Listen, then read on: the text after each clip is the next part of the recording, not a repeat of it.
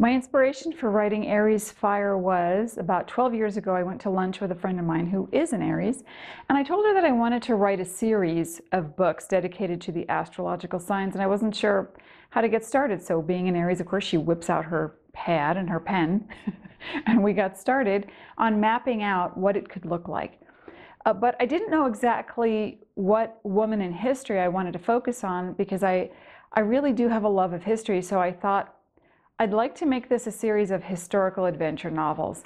3 years after that, I went to a friend's birthday party, and she being an artist, one of the party favors was a 12-inch ruler where it had printed on it famous female artists in history. So that gave me an idea, and I went to the Google, and I did this search, and the first woman who popped up when I typed in famous women in history was Hypatia of Alexandria. So lo and behold, there was my starting point for Aries Fire. I would call this book a collaboration.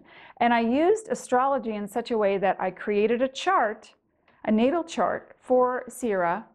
And in astrology, so a basic natal chart is a theme of someone's life. And in astrology, you can fast forward time, in essence. It's called a transit. So I could see months ahead or years ahead. And so I would literally use the charts to map out her adventures and what inner process that she was undergoing at the time. So that was very exciting. And then I'd write my characters into a corner where I could not predict the outcome, and sometimes I'd have to leave the story, do some meditation or chant or listen to music, and ask the universe to show me a clue. You know, I've struggled with the balance between historical fact and fiction a lot, especially at the beginning of writing Aries Fire, because I didn't want the Catholic Church coming after me with burning torches and villagers. So I'm such a purist. I'd watch a movie and I would see people on the freeway in California, and then they'd get off an exit in New Jersey, and I'd say, hey, that's not right.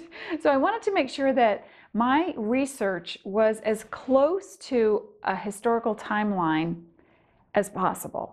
Even with the verbiage that I used, I wanted to make sure that a lot of the words or the phrases or the temperature or the food that they ate actually existed at that time.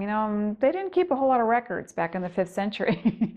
But I meditated, of course, and I researched, and I would watch the History Channel like any other historical fiction author would do when they're in trouble. But I also thought, okay, there has to come a point in time where I've got to fill in the gap. And if I were this person, or if I lived in this time, how would the story unfold for me? Weaving elements together of passion and war and love and conflict is not that hard, because not a whole lot has changed in humanity in the past 2,000 years. Look at the newspaper 50 years ago to today, and there's a lot of the same conflict. People are people in whatever era. And so that's what I had to look at, because I thought, well, how am I going to write a story about the 5th century when there's no one here to tell me what it was like in the 5th century? So I had to just step away from that little bit of a mental block, and I thought, people are people. I'm going to write a story about a woman whose mother was murdered, and she is searching for the identity of her father. And the passion that she feels for these two subjects and the two men in her life, it could be placed in any point in history. So it wasn't really that hard. I just wrote a story about a woman who had a whole lot of fire in her, and she was looking to express it, and a whole lot of anger because of the outrage of murder in her youth. And I just took her lead, and I imagined myself as a 17-year-old girl who was suddenly orphaned. And what would I do? And took it out of the 5th century and just put it into an experience.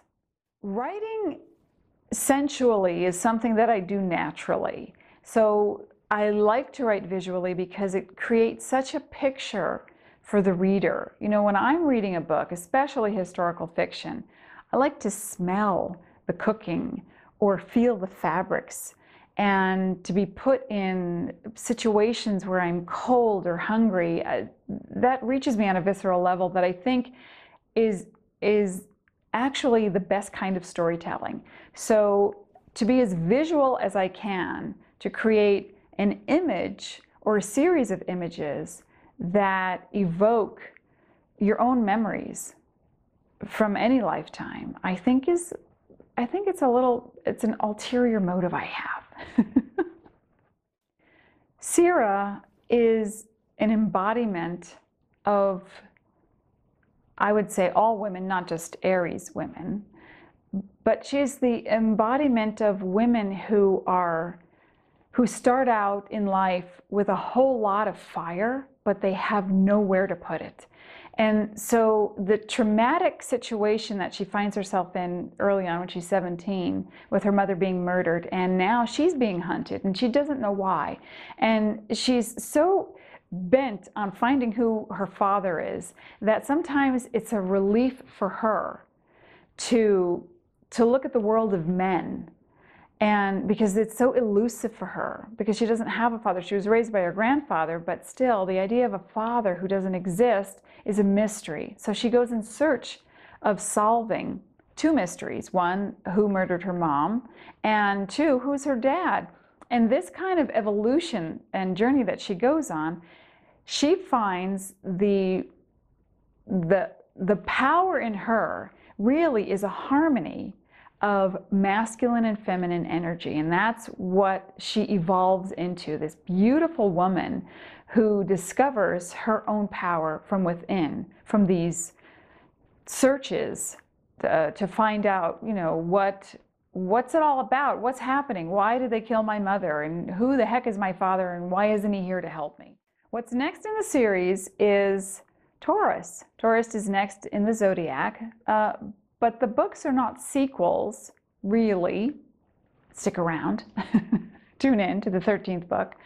The second book takes place in Japan and is about the would-be Empress Suiko, who really would rather just be a Buddhist nun. And this takes place in the 6th century and the early 7th century, late 6th century. And I'm looking at the evolution of spirituality through Buddhism, but also the conflict.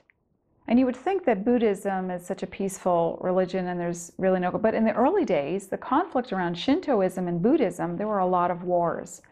So we're going to explore the next level of spirituality and romance and big egos in the next book.